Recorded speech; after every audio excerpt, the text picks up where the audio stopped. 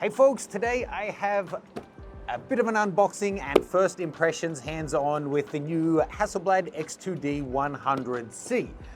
Now, I have a long history with the X range. I've had the chance to shoot with and test out and travel with the X1D and the X1D Mark II. And I'll be honest from the outset, I have a bit of a dog in this match because I want this to be a great camera, but I promise you in my full review, I'm going to be nothing but honest, impartial, and provide you with a balanced approach. If you know anything about Hasselblad, they will never let you forget about their history with NASA, dating back to the 60s, going to the moon and whatnot.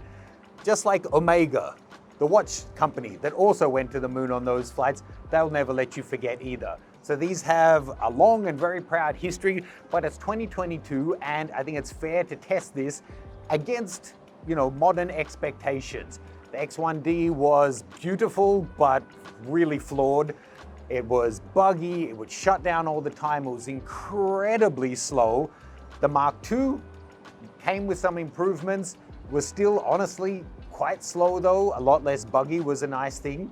Now, another 3 years down the track, we've got the X2D. It's sporting a brand new Sony 101 point something megapixel sensor and a whole bunch of improvements. So let's open it up. And one thing I just wanted to point out, so often when if you've seen some reviews of this camera or of Leica M cameras or of this kind of semi-luxury niche camera, so often what on any other camera in the market would be considered a shortcoming or a flaw or a missing feature gets repositioned by the reviewer and then talked about in this romantic love letter, whimsical ode to photography way that kind of dismisses the fact that it would be nice to actually have those things. You know, the lack of reliable autofocus and the terrible frames per second really helped me slow down and focus in on the small details. Now, of course, I could do that by just setting my camera to manual and 1 frame a second, but here I have no option but to do that. And the terrible battery life, that just reminds me that life is fleeting and I have to appreciate every moment. Isn't that what photography's really all about? So in my full review, which will come out in about a week's time, we've got about 8 or 10 shoots planned with this camera. I'm going to share with you my full thoughts. So let me know exactly what you'd like to see tested. But this guy, as I said, is now a 100 megapixel sensor, and it's got 5-axis image stabilization that they say is good for 7 stops of stabilization. In fact, in the ambassador's video for Hasselblad announcing this one, he talked about shooting for 1 second exposures out of a helicopter. Hard to believe, but I'm really interested to see how that's going to do. Taking a look at what else is in the box, we have the documents, very important. That will never get read. Accessories. Now I have to say this is a demo thanks to Panda Camera in Hong Kong. They had a demo for this on the weekend. They're loaning it to me for the week, and then next weekend they have another hands-on demo for locals. So this box has been unpacked and repacked, so I may be missing some of the accessories. But we've got a nicely braided USB-C cable. Doesn't look like it's Thunderbolt, but it's USB-C. Then we have a strap. Again, something that I'll most likely never use if I were to get one of these, but there it is. And then the charger. These are using, rapid, just USB charging. I believe this is essentially the same charger as you got with X1D Mark II, just now it's USB-C instead of USB-A. I also, like every reviewer who's had access to this, have 2 of the 3 newly announced lenses. These are V lenses. They've got a 38, a 55, and a 90mm. I have the 38 and the 55. A couple of ambassadors have been shooting with the 90, but I don't think it's really available yet. So, 38, it's all metal, it's nice and light, it's nice and compact, it's more design features going on this guy for sure than the previous XCD style lenses. I'll give you more close-ups on these and my full thoughts on the optical quality as we get to test it out. It's got the clutch so you can adjust it, but taking a look, it's It appears to be focused by wire. That's not actually connected to the mechanism. That can be a good and a bad thing. Sometimes if you can customize how fast the movement goes, focus by wire can work really well. For old school folks, having an actual manual focus where you're controlling the elements in the lens is kind of nice. Then we have the 55. Now both of these and the 90 are f2.5 aperture. To get the effective focal length and aperture on these in 35mm speak, they have a reverse crop factor, because this is what I think is fair to call baby or crop medium format sensor. It's not the biggest medium format sensor, but it is bigger than 35mm. You actually times it by 0.79. So that will get you your focal length and your aperture. Just jumping in here in edit, folks, something I've seen reported online is that there's a firmware update coming that's going to bring continuous autofocus and eye detect autofocus down the track. I contacted Hasselblad to get a timeline on that, and the official response I got back was that they have made no statement about adding that kind of focus via firmware. So any references to it are just speculation or wish thinking, hoping that it will come out. If such an update is planned to come out in the future, then they will announce it and give a timeline. But as of now, there is no continuous autofocus and there is no face or eye detect in this camera.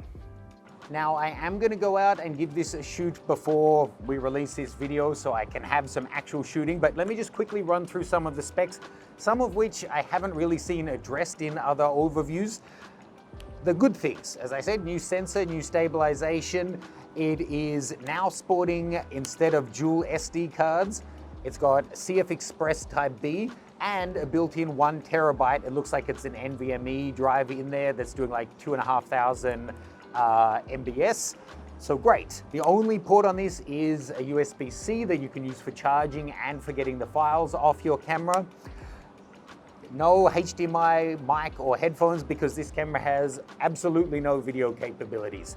I don't need to wax lyrical on that. You'll know if that's a deal breaker for you or if that's a good thing or an indifferent thing. No video. That has been spoken about a lot. Something I haven't seen spoken about is on the on the X1D original, there was an optional GPS module that you could slide onto the hot shoe to get GPS data. On the Mark II, they integrated that into the body. Now with the X2D, yes, it's grown in every dimension and it's heavier and it's more expensive. It does have the SSD in there now, but now this has no GPS in the body. That has been taken out, and personally, I will miss that. That is something that I think is great. Hopefully that's something you can achieve by using their mobile app, which is probably the best of any mobile app I've ever used. Now, whilst it's great that this is using the fastest media formats, I don't know that you're really going to need it. It advertises it'll do 3.3 frames a second, but that's in 14-bit. I've not seen anywhere discussed what it will actually do in 16-bit, which is significantly bigger. Rear screen is now tilting. It seems like it's the same size and resolution as the previous one, which was a fantastic screen. The other things, before I run you through the specs, I want to have actually shot with it. So let's set this guy up and then head off to a historic part of Hong Kong and do our first shooting.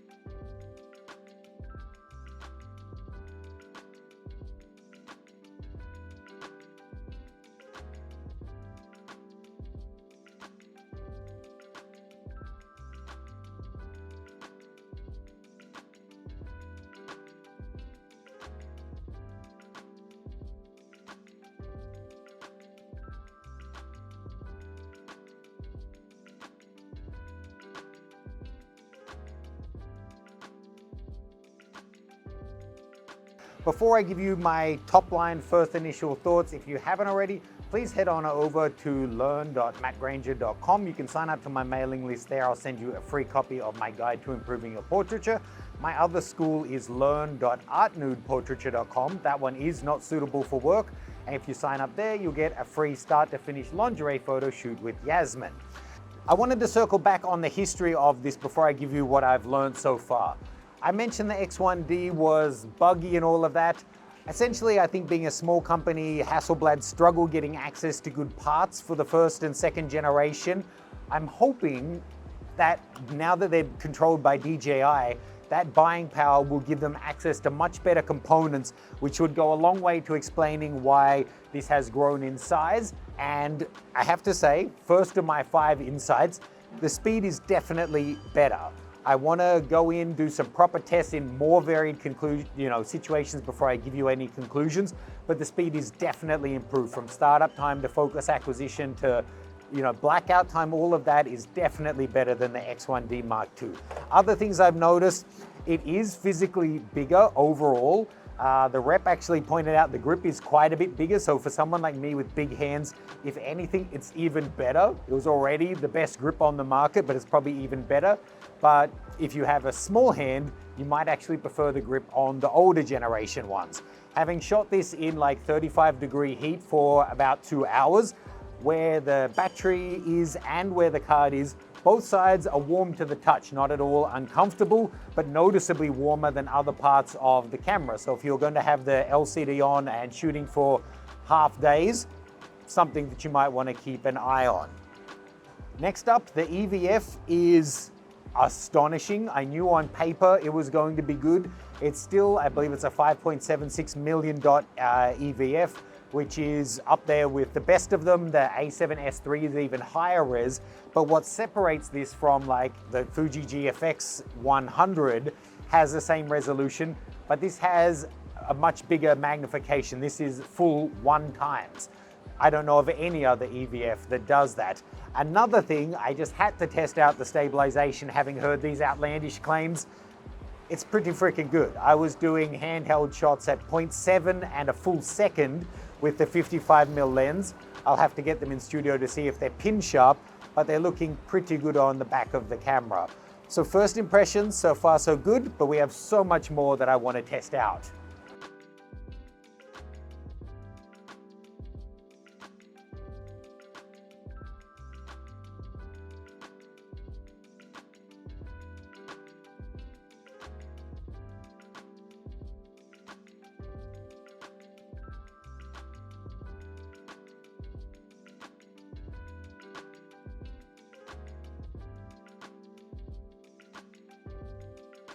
I found this really cool scene under a bridge that was super high contrast, great to test dynamic range.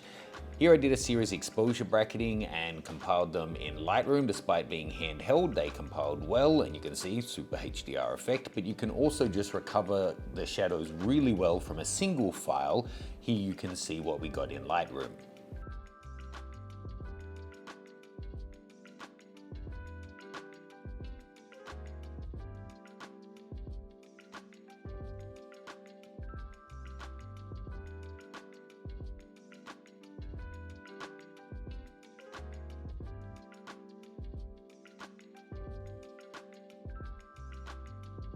So look, first impressions, I'm happily surprised and impressed. I will save all of the specifics about do I think it's usable for this, that, and the other for the full review. My main concern was it going to be responsive? Would the autofocus work? How were the new lenses? How was it in the hand? And top line, I'm very pleasantly surprised. The best camera ergonomics, in my opinion, in the world just got better if you have big hands. Autofocus, all of the different speeds are better. I don't know that I would personally plonk down money for a camera where the autofocus is going to be finalized via a future firmware update, although the Z7 II also got a major update. This not having continuous at all, I think, is a bit of a sticking point. Let me know what else you'd like to see tested out. Check out the 2 learning websites I have and get your free downloads.